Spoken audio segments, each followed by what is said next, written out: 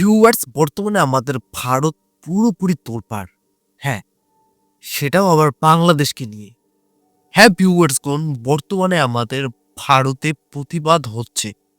সেটা হচ্ছে বাংলাদেশকে বয়কট করার প্রতিবাদ। বাংলাদেশীদেরকে বয়কট করার প্রতিবাদ। বিষয়টা কি বুঝতে পারছেন? মানে আমাদের ভারতের অলিতে গলিতে সব জায়গাতে এখন একটাই কথা, একটাই বয়ান হচ্ছে, সেটা হচ্ছে বয়কট বাংলাদেশ। বয়কট বাংলাদেশের মানুষগণ। এখন কথা হচ্ছে ভিউয়ার্সগণ, কেন এগুলো করা হচ্ছে?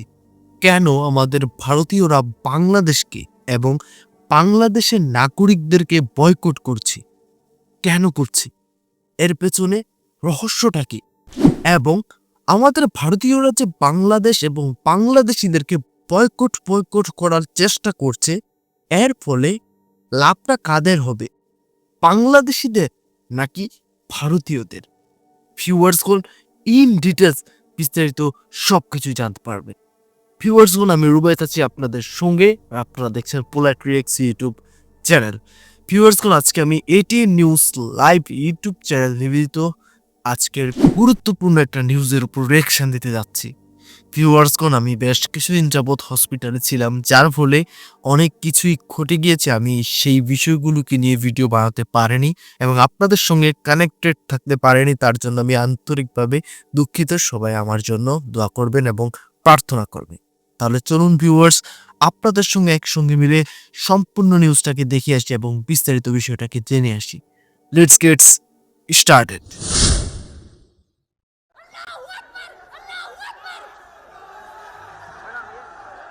যেই ভারতে মুসলিম খ্রিস্টান সহ সংখ্যালঘুদের উপর নিয়মিতভাবে হামলা হয়, তারাই এখন বাংলাদেশের সংখ্যালঘুদের উপর হামলার অজুহাত দেখিয়ে বাংলাদেশ বয়কটের ডাক দিয়েছে। সম্প্রতি ভারতের পশ্চিমবঙ্গ সহ বিভিন্ন রাজ্যে ব্যাপকভাবে বাংলাদেশ বিরোধিতায় ফুঁসে উঠেছে দেশটির উগ্রপন্থী হিন্দুত্ববাদীরা। পুরো দমেই শহর জুড়ে বয়কট বাংলাদেশ লেখা পোস্টার সাটিয়ে চালানো হচ্ছে প্রচারণা। বিগত কয়েক সপ্তাহ ধরেই পশ্চিমবঙ্গের শিলিগুড়ির বিভিন্ন হোটেল, লজ এবং যানবাহনে বাংলাদেশিদের প্রবেশ নিষেধ পোস্টার দেখা যাচ্ছিল। তবে নতুন বছরে তারা আবারও নতুন করে বাংলাদেশের নামে ঘৃণা ছড়ানো শুরু করেছে। এখন শুধু হোটেলেই নয়, শহরের টোটো, অটো, এমনকি ছোট পান সিগারেটের দোকানেও সাঁটানো হচ্ছে বয়কট বাংলাদেশ পোস্টার। ভিউয়ার্সগণ, এখন আমি কিছু কথা বলতে চাই শর্টলি। দেখুন, এই যে আমাদের ভারতে যেই কাজগুলো করা হচ্ছে, হ্যাঁ, বিষয়টা শুরু হয়েছে বাংলাদেশের মধ্যে নাকি বাংলাদেশের হিন্দু সমাজ, হিন্দু জাতিরা ওনাদের নাকি অনেক বেশি অত্যাচার করা হয়। ঠিক আছে, সনাতন ধর্মের মানুষদের উপর নাকি বাংলাদেশিরা, মানে বাংলাদেশের সংখ্যালঘু মুসলিমরা অত্যাচার করে, অন্যায় করে, যার ফলে আমাদের ভারতে বাংলাদেশ এবং বাংলাদেশিদের বয়কটের ডাক দেওয়া হচ্ছে। তো আমার মতে এবং আমার জানা মতে, ঠিক আছে, বাংলাদেশে সেরকম কিছু হয় না।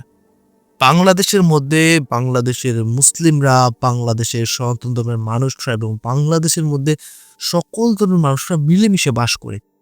ঠিক আছে, এই বিষয়টা সম্পর্কে আমি অনেকটা রিসার্চ করে বলছি, হুট করে কিন্তু বলে দিচ্ছি না। আপনারা চাইলে রিসার্চ করে দেখতে পারেন। তো বাংলাদেশের মধ্যে কিছু কিছু ঘটনা ঘটে, আমি অস্বীকার করছি না। কিছু কিছু ঘটনা ঘটে যেগুলো দ্বারা বোঝা যায় যে সনাতন ধর্মের মানুষদের উপর বা অন্যান্য ধর্মের মানুষদের উপর অত্যাচার করা হচ্ছে। তবে আপনি যদি ঘটনাটা একটু খুঁটিয়ে দেখতে যান, তাহলে আপনি বিষয়টা বুঝতে পারবেন। হয়তো সেই ধর্মের মানুষটা বা সেই ধর্মের লোকটা ইসলাম ধর্মকে নিয়ে কটূক্তি করেছে বা ইসলাম ধর্মকে নিয়ে কোনো ধরনের অন্যায় করেছে, যার ফলে তাকে শাস্তি দেওয়া হয়েছে। আর সেই শাস্তির ভিডিওটাকে সোশ্যাল মিডিয়াতে এমনভাবে পাবলিশ করা হচ্ছে যেখানে বোঝানো হচ্ছে যে বাংলাদেশিরা সেই ধর্মের মানুষটার উপর অত্যাচার অন্যায় করছে। তো আপনারা কিন্তু সেই বিষয়টা দেখি বাংলাদেশিদেরকে ভুল বুঝছেন। আসলে মূল বিষয়টা কি সেটা হয়তো আপনারা দেখছেনও না। তো যাই হোক, মূল বিষয় আসি। এই যে বাংলাদেশিরা হয়তো আসতে পারবে না বা আসতে দেবে না, বাংলাদেশিরা এখন আমাদের ভারতে আসলে নিরাপত্তা সংকটে ভুগবে, হয়তো আসবে না। এর ফলে আমাদের ভারতের অর্থনীতি একদম তলানিতে চলে যাবে। হ্যাঁ ভিউয়ার্স, এটা একদমই সত্যি কথা। ট্যুরিজম থেকে শুরু করে চিকিৎসা নিতে আসা বাংলাদেশিরা, ঠিক আছে, তারা যদি না আসে তাহলে বুঝতেই পারছেন আমাদের ভারতের অর্থনীতি কোথায় যেতে পারে। হ্যাঁ, তাহলে চলুন বাকি অংশটা দেখে আসি। তাদের অভিযোগ, বাংলাদেশে নাকি হিন্দু ধর্মাবলম্বী সহ অন্যান্য সংখ্যালঘুদের উপর ব্যাপক অত্যাচার চালানো হচ্ছে। আর কথিত এমন অভিযোগ তুলে প্রতিবাদে তারা এখন সরব হয়ে উঠেছে। তাদের দাবি, বাংলাদেশে হিন্দুদের উপর চলা এই অত্যাচার নির্যাতন বন্ধ না হওয়া পর্যন্ত এই বয়কট চলবে। অন্যদিকে শিলিগুড়ি করিডোর জুড়েও শুরু হয়েছে কড়া নিরাপত্তা। সীমান্তের জংশন এলাকায় গাড়ি থামিয়ে পর্যটকদের ব্যাগ ও মালপত্র তল্লাশি করা হচ্ছে। নিরাপত্তার চাদরে মুড়ে ফেলা হয়েছে পুরো শহরকে। যদিও ভারতের ইমিগ্রেশন ডিপার্টমেন্টের তথ্য মতে সীমান্ত দিয়ে বাংলাদেশি নাগরিকদের যাতায়াত উল্লেখযোগ্যভাবে কমেছে।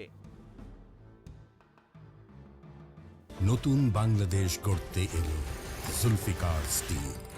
জুলফিকার স্টিল, ইস্পাত দৃঢ় অঙ্গীকার। পর্যটন ব্যবসায়ীদের সংগঠনগুলোর হিসাব মতে শিলিগুড়ি, দার্জিলিং, সিকিম রুটে বছরে লক্ষাধিক বাংলাদেশি পর্যটক যাতায়াত করেন। হোটেল, গাড়ি ভাড়া, কেনাকাটা ও চিকিৎসা, এই সব মিলিয়ে ভারতের শুধু উত্তরবঙ্গেই বাংলাদেশি পর্যটকদের বাজার হাজার কোটি টাকার কাছাকাছি। এসব তথ্য বিভিন্ন সময় তাদের গণমাধ্যমগুলোতেই উঠে এসেছে। অর্থাৎ বাংলাদেশিদের কল্যাণেই যেখানে তাদের দেশের অর্থনীতি চলছে, সেখানে বাংলাদেশকেই বয়কটের ডাক উঠেছে।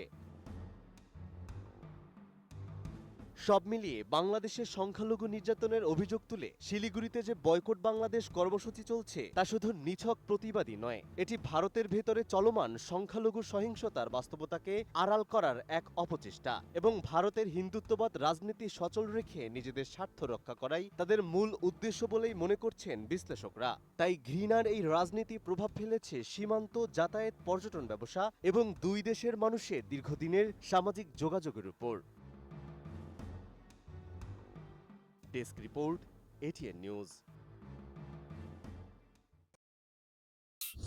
তো ভিউয়ার্স, সম্পূর্ণ নিউজটা তো আপনারা দেখতেই পেলেন।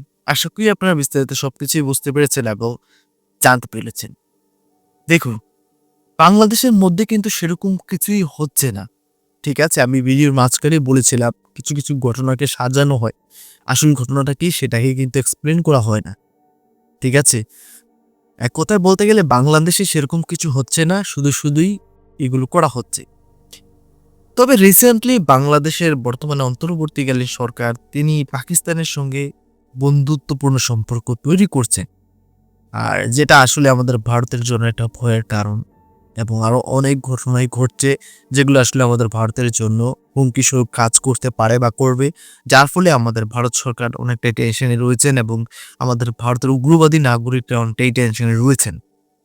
দেখুন, আমি যে বিষয়টা আসলে বলতে চাচ্ছি, বিষয়টা বলতে খারাপ লাগছে, তারপরেও বলছি, আমাদের ভারতের অধিকাংশ সনাতন ধর্মের মানুষজন রয়েছে যারা উগ্রপন্থী।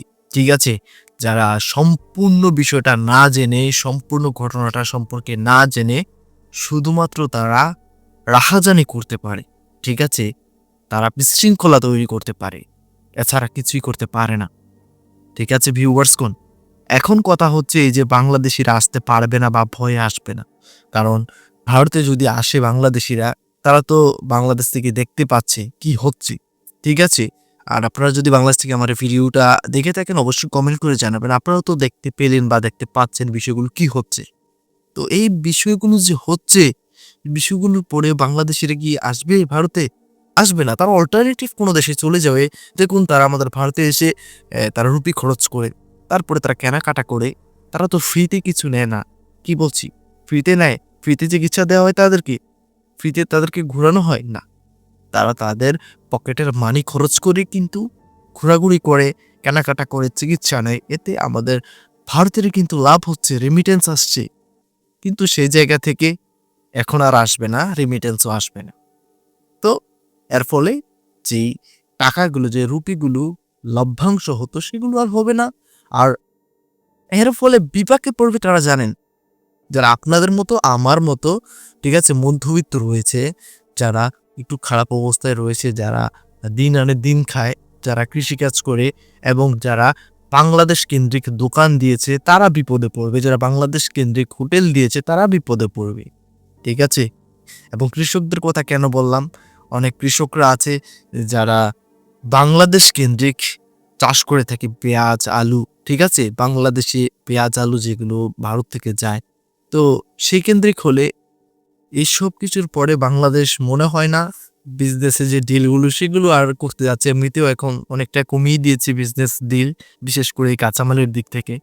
তো সব মিলিয়ে এই যে আমরা আসলে ক্ষতিগ্রস্ত হব, যারা সরকারের চেয়ারে বসে আছে, যারা নেতাদের চেয়ারে বসে আছে, সেই রাজনৈতিক আমলাদের কিন্তু কিছু হবে না। দিন শেষে সমস্যাটা আমাদেরই হচ্ছে।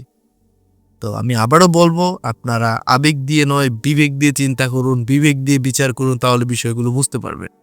তো ভিউয়ার্সগণ, আশা করি বিস্তারিত বিষয়টা বুঝতে পেরেছেন এবং আজকের সম্পূর্ণ নিউজটা আপনাদের কাছে কেমন লেগেছে, যদি ইনফরমেটিভ মনে হয়ে থাকে এবং আজকের নিউজটা যদি আপনাদের কাছে ভালো লেগে থাকে, তাহলে অবশ্যই আপনি কমেন্ট করে জানাতে ভুলবেন না আপনার মতামত, যে আপনার ব্যক্তিগত মতামত কি। এই যে আপনারা সম্পূর্ণ নিউজটা দেখলেন, এই নিউজ রিলেটেড অবশ্যই আপনাদের ব্যক্তিগত মতামত জানিয়ে যাবেন। তো ভিউয়ার্স, আজকে সম্পূর্ণ রিঅ্যাকশন ভিডিওটা যদি আপনাদের কাছে ভালো লেগে থাকে, আপনারা চাইলে কিন্তু আমার ইউটিউব চ্যানেলকে সাবস্ক্রাইব করতে পারেন, ভিডিওতে লাইক করতে পারেন। তবে বিদায় নিচ্ছি, এখানে দেখা হবে পরবর্তী কোনো একটা ভিডিওতে। ততক্ষণ পর্যন্ত সকলে ভালো থাকবেন, সুস্থ থাকবেন।